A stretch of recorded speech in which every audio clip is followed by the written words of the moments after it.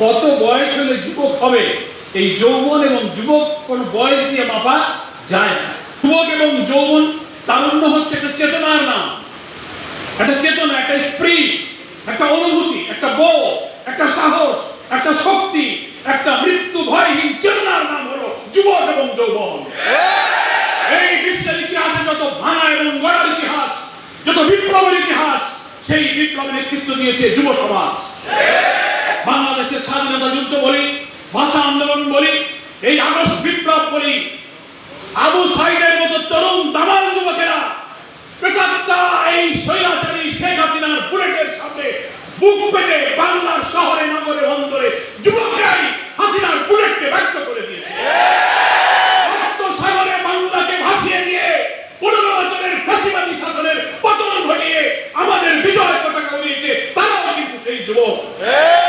আবু সাইদেরা আর আমাদের সাব্বির আহমেদ আইয়ুব জব্বার, যারা রক্ত দিয়ে এই দীর্ঘ বছরের পর বছর একটি সুন্দর বাংলাদেশের স্বপ্ন দেখেছিল, আজকের এই নতুন বাংলাদেশ নির্মাণের নতুন অভিযাত্রায় আমাদের যে জীবন শুরু হলো, এই বিজয়, এই আনন্দ, এই উচ্ছ্বাসের গর্বিত অংশীদার হচ্ছে এই বাংলার তরুণ ছাত্র যুব সমাজ। তাদের ত্যাগ, তাদের আত্মদান এবং তাদের প্রতীক্ষার উপরে দাঁড়িয়ে আজকে কিন্তু আমরা এই যুব সমাবেশ করছি। সেজন্য আমাদের মনে রাখতে হবে, অনেকে মনে করে ভাই আমার বয়স এখন 40-50, চুল দাড়ি পেকে গেছে, আমি আর যুবক নাই। বাংলাদেশ জামাত ইসলামী একটি যুব বিভাগ করেছে। কেন করেছে? সমাজকে আমরা ভেঙে করতে চাই। সমাজ ভাঙার জন্য প্রয়োজন মেধা, তারুণ্য, শক্তি, সাহস।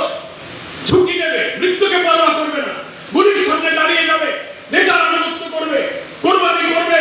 হযরত বেলাল, খাব্বাব, খুবাইব, হামজার মতো আল্লাহর নবীর ডাকে সাড়া দিয়ে তারা যেমন মক্কাতে উত্তপ্ত মরুর বালুতে পাথর চাপা সহ্য করেও আহাদুন আহাদুন আহাদ কালেমাকে উচ্চারণ করেছে। তারা ছিল তরুণ। আল্লাহর নবীকে স্বাধীনে হিজরতে সাহায্য করেছে, তারা ছিল যুবক। মদিনার বুকে নিয়ে যারা বদর, উহুদ, খন্দকে প্রাণান্তকার লড়াই করে দিনকে বিজয়ী করেছিল, 11-12 বছরের তরুণ থেকে 35 বছরের যুবকের মধ্যেই আল্লাহর নবী সাহাবীরা সেই সব সংগ্রামের নেতৃত্ব দিয়েছিল।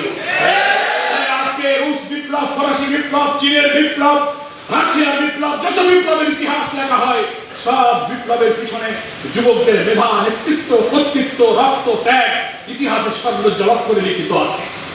আমরা মনে করি বাংলাদেশ জামাত ইসলামীর গঠিত এই যুব বিভাগ যুবকদের মধ্যে এই তারুণ্যের প্রবাহ তৈরি করে দেবে, যে বয়স দিয়ে যৌবনকে মাপা যায় না। কবি নজরুল যৌবনের গান প্রবন্ধে আমরা স্কুল জীবনে পড়েছি, কলেজ জীবনে পড়েছি। সে যুবক আর বার্ধক্যের সংজ্ঞা দিয়েছে খুব চমৎকার কথা। সে বলেছে, বহু যুবককে দেখিয়াছি যার যৌবনের ঊর্ধ্বের নিচে বার্ধক্যের কঙ্কাল মূর্তি। কথাটা বুঝতে পেরেছেন? বয়স কম হলে দেখতে যুবক, কিন্তু চিন্তা চেতনায়, শক্তি, মনে, সাহসে সে বার্ধক্যের কঙ্কাল মূর্তি। বহু যুবককে দেখিয়াছি যার যৌবনের ঊর্ধ্বের নিচে বার্ধক্যের কঙ্কাল মূর্তি।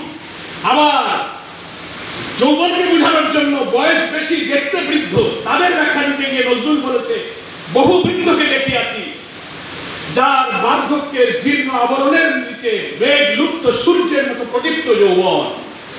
কথা বুঝে আসছে? বহু বৃদ্ধকে দেখিয়াছি যার বার্ধক্যের জীর্ণ আবরণের নিচে মেঘ লুপ্ত সূর্যের মতো প্রদীপ্ত যৌবন।